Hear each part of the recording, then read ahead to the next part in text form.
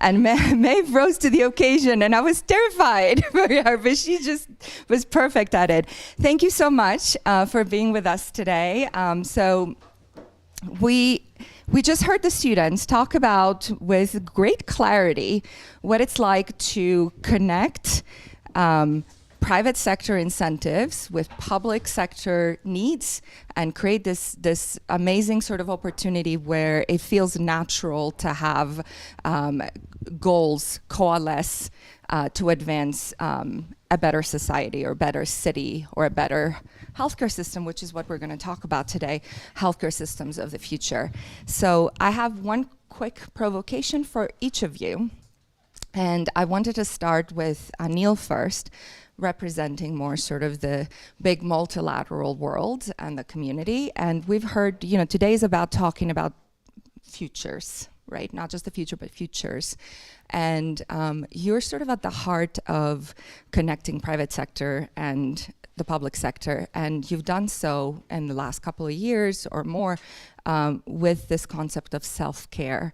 And I've even heard self-care as sort of infrastructure. What does that really mean? Help us understand that. Sure. Good morning, or I guess good afternoon, everyone. What an incredible classroom for all of you to be here in Davos. Is this working? Yeah? Okay. Let me answer the question about the future by first just taking a moment and talking about the past. And this really important point, as was voiced by the students who were just speaking to all of us, about aligning the incentives of public and private sector partners. When I was the age of, I think the average age of the people in this room, we were in a very different place in terms of the fight against HIV/AIDS, which is one of the many diseases that we need to tackle as a global community. And I was really proud over the last 25 years to be a part, both on the public sector and the private sector side, of finding a way for global institutions like the World Health Organization to lead the way on what does the world need for anyone, anywhere to have access to AIDS treatment, right? Simplifying the medical process in terms of seeing a community healthcare worker, having clear access to medicines. And the companies who made those medicines were able to make them in a way that was designed for students. Sorry, I'm looking at you and thinking students, but yes, students too, designed for people anywhere in the world, including in low-income settings. So single tablets, right? Rather than lots of tablets, or for kids, solutions, putting everything into a tablet that can be dissolved in water. Multiple medicines in one tablet rather than the company selling them as separate products in the US and Europe. And then working with nonprofit organizations to lower their cost of production. So they still get the profit, but the cost base is lower. And as a consequence, you have 30 million people around the world today on AIDS treatment for roughly $50 a year. That same medicine, by the way, costs $30,000 a year in the United States, right? So these companies have made a healthy profit, and we've had an enormous public health benefit, and international organizations have helped lead the way. So now, Anna, to the point about self-care, I want to come to that. So self-care, for those who aren't familiar with that term, is essentially empowering people to take care into their own hands so that when they interact with the formal healthcare system, they do so having already tested themselves for HIV, having already brushed their teeth, washed their hands, all of the used AI in their mobiles, right, to understand the health conditions that they might have. In a world in which resources are constrained, we want to empower people outside of a clinic to do as much as possible to maximize your health, your family's health, your children's health, so that when you interact with the health system, we can make most use of the limited resources we have. And in low and middle income countries, we don't have enough healthcare workers, we don't have enough money. And so much is possible outside of that setting. Companies, including Colgate and Bayer, make products that self-care relies on, right? So whether it's toothpaste, whether it's a diagnostic, whether it's products that we use to clean our hands, these are products. Companies make them, they sell them, they have a profit on them. But they don't do that from a point of view of harming human society. They do it from a point of view of benefiting human society. But they can only get their products out insofar as governments and international organizations say, these are the products to buy. Yes, we need self-care. So to your question, what does infrastructure for self-care mean? it means in part that the World Health Organization is recommending self-care as part of the design of the healthcare systems of the future. And we are now very much doing that, in part thanks to the help from both Bayer and Colgate. I'm glad that you took us on this time machine, because I always ask this question, what happened in the past? What can we learn in order to move forward to the future? And you're right, we have so many wise learnings, and I really appreciated that you said that. But, I wanted to move to Daniela next in terms of private sector.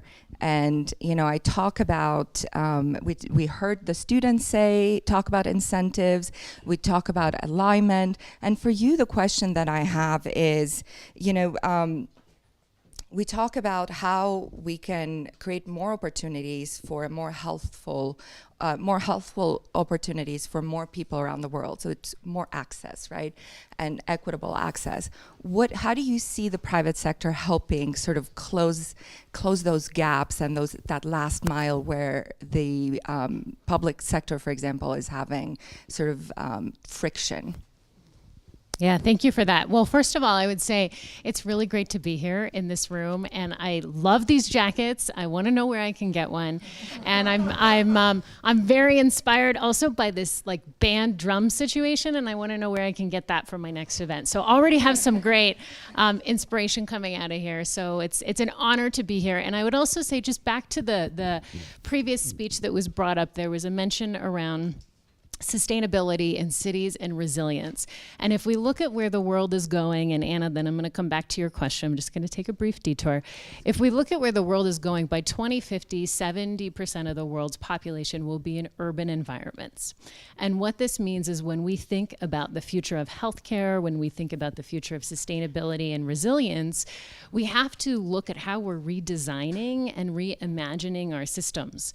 Because as you mentioned, Anil, we have systems that may have worked in the past, but we're seeing they're not working as well for us now. And a few of the things that I think about and that keep me up at night is that half of the world doesn't have access to basic and essential healthcare needs. They don't have access to the basics. We're not even talking about doctors and insurance. We're talking the essentials.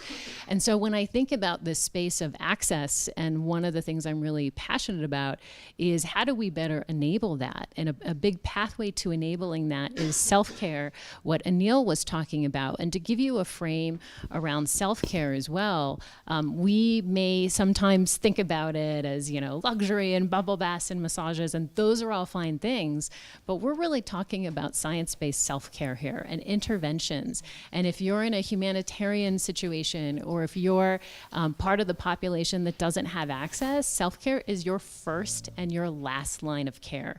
So one of the things that I obsess about is how do we get into that last mile? What does that look like?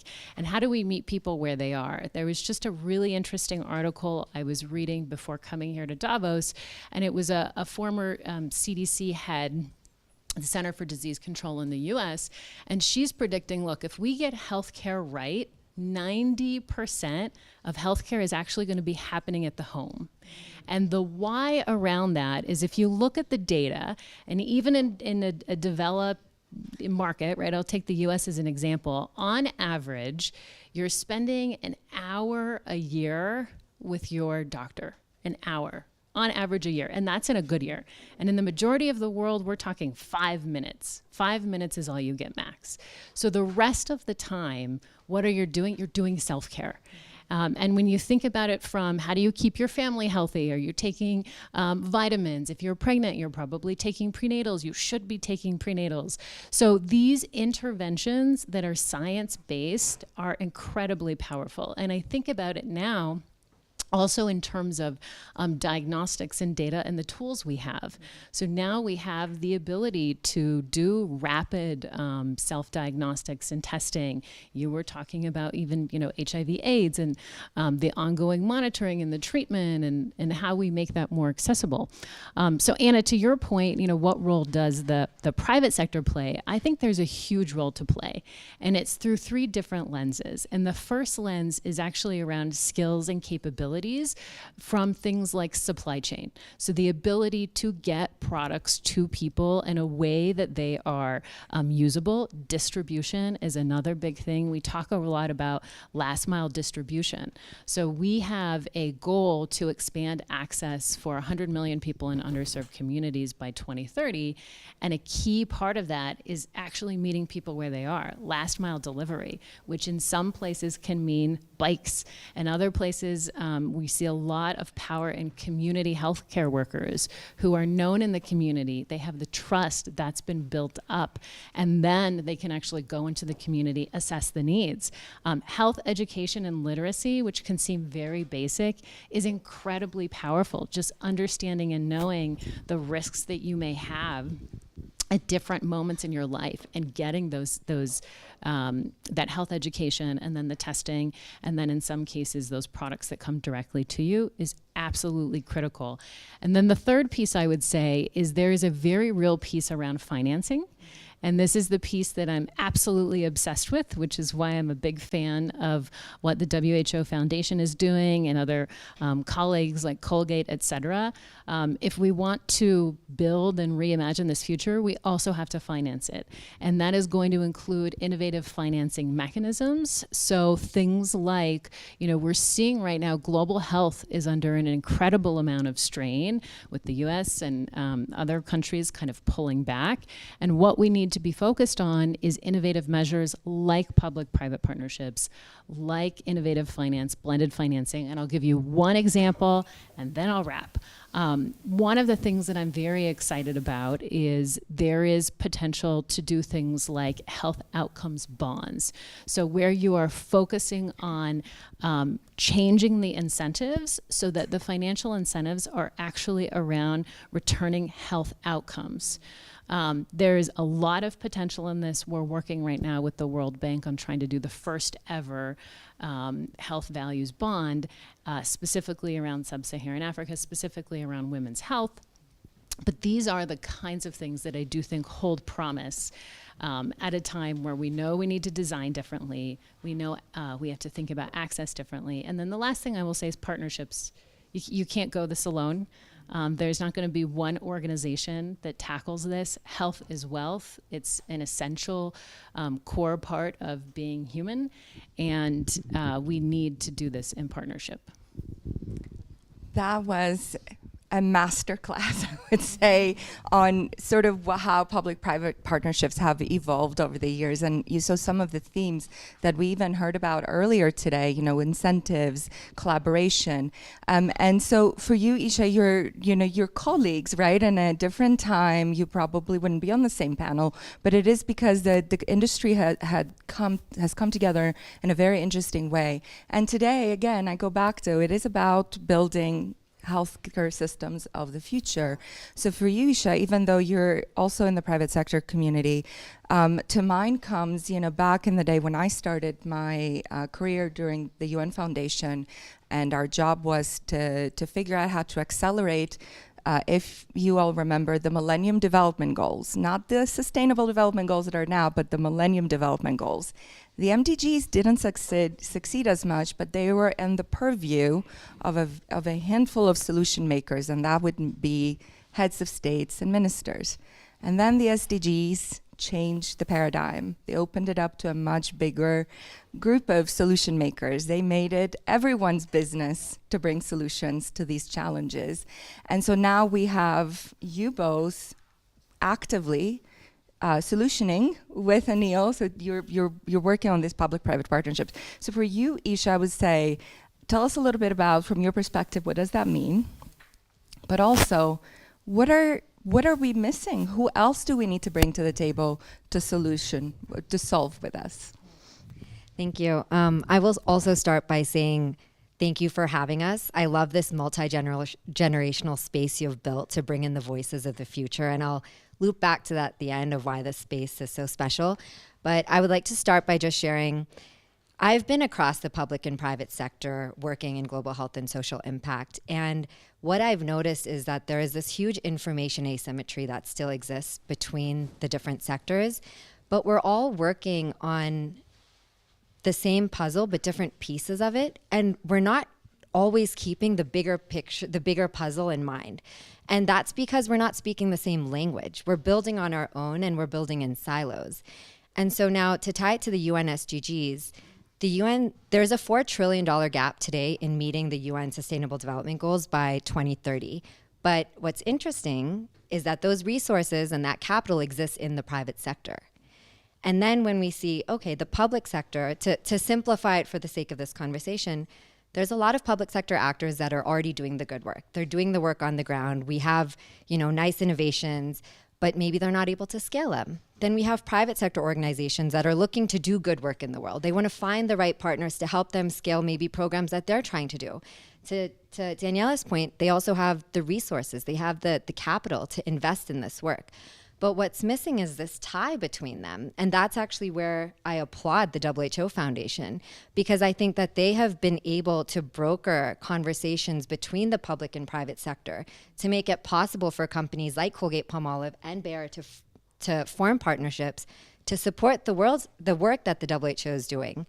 And I will actually take this moment to share something exciting, that we are actually announcing a partnership this week between Colgate-Palmolive and the WHO Foundation to support the work of WHO to elevate and scale oral health programming around the world. So we'll be announcing it this week at Davos, but this group is hearing it first.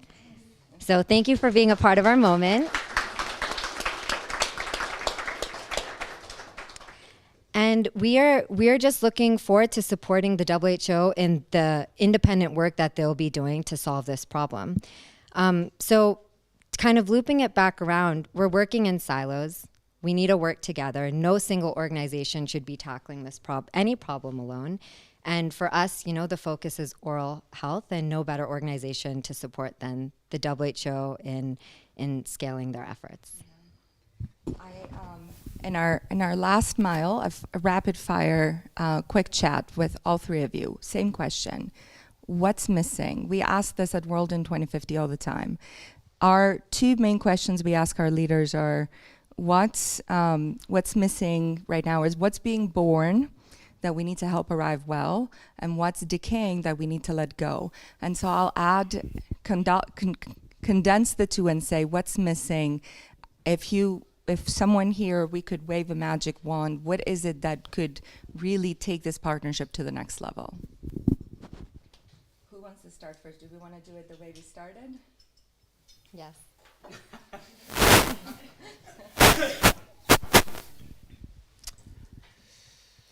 I think we need to stop looking in the rearview mirror.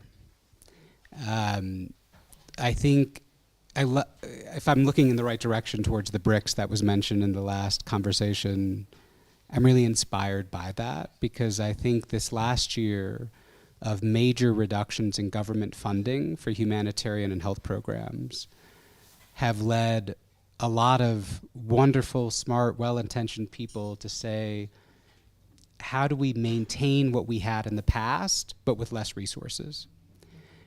And that's understandable, but it's not quite designing for the future. And an old friend of mine told me that nonprofits need a lot more mergers and acquisitions in their world, so that you're not maintaining inertia and you're not maintaining models that don't succeed. We live in a moment when the people in this room, your adulthood will be defined by the use of technologies that are truly novel. And they can allow for far more efficient, smart delivery of services than ever before, better alignment between public sector mandate and private sector needs. What that looks like, to give a few examples, we have a proliferation of international organizations and nonprofits. Maybe we could stand to lose some of them. Maybe we could stand to merge some of them. Maybe we could rethink where power sits in international institutions. Maybe we should be thinking about not designing for maximizing access to the products of the past, but actually how do you design for the products of the future? To give an example, Africa was much faster at moving to mobile-based financial transactions than the United States with M-Pesa, because they needed to be. That's an exception rather than the rule of innovation. And so what I would encourage, particularly for the young minds in this room, in terms of what do we need is we need to really start designing future solutions that we work backwards from today, as opposed to incrementally changing the approaches of the past.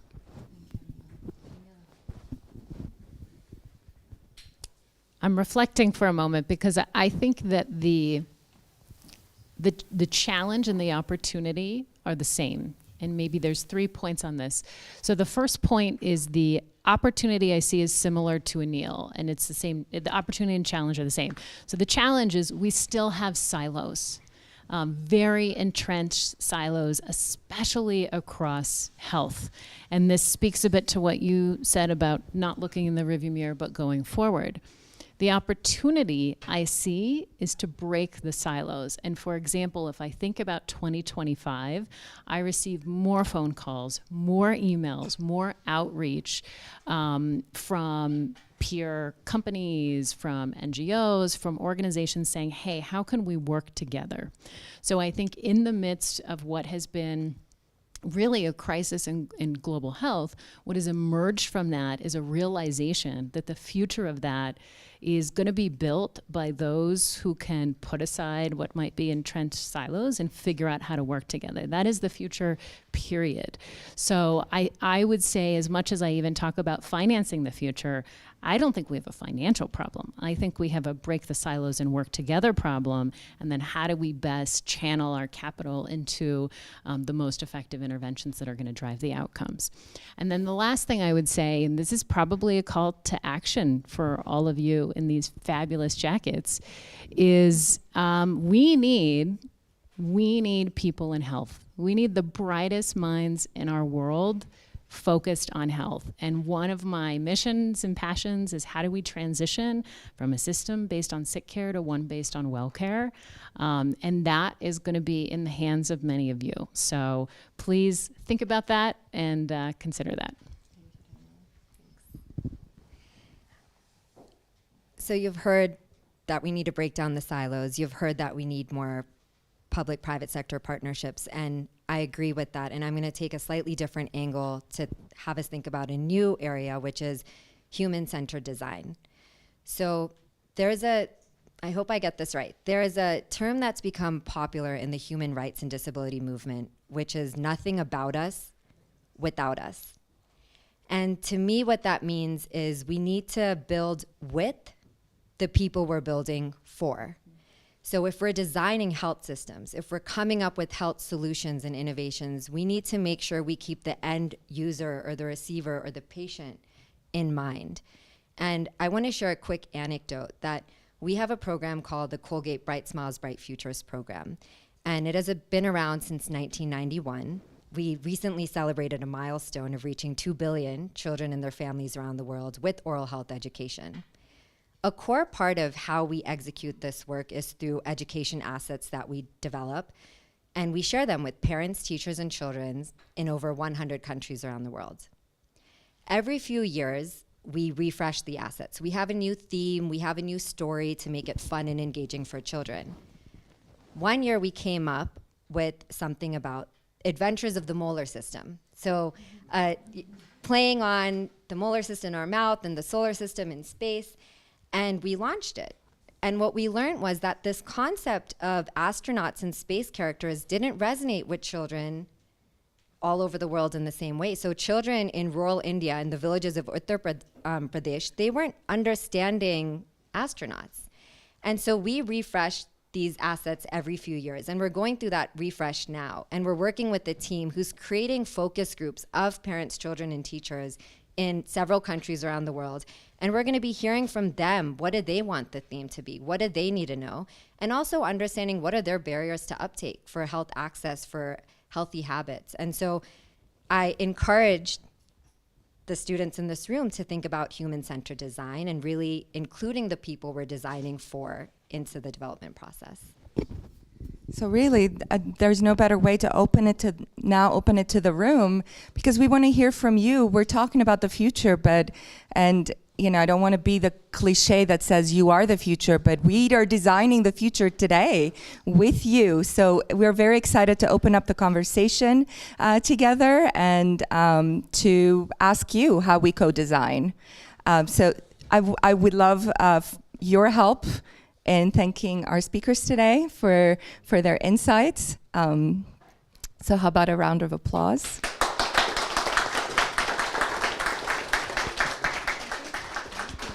Just any questions for the amazing speakers and the amazing kind of stories and perspectives we heard? Oh, okay. Max, then El. Thank you. My question is, how do you design systems with receiver in mind? Another question and we'll answer both. Okay. So mine's also for you, Dr. O'Neill. It's about how you talked about kind of moving towards the privatization of healthcare. And where do you see that could actually be done by kind of removing the middleman in healthcare, which is the doctors themselves, which sounds risky, but making a physical product of healthcare, like a bot or something that creates the wellness that you two also discussed. And how do you think that that's being developed right now?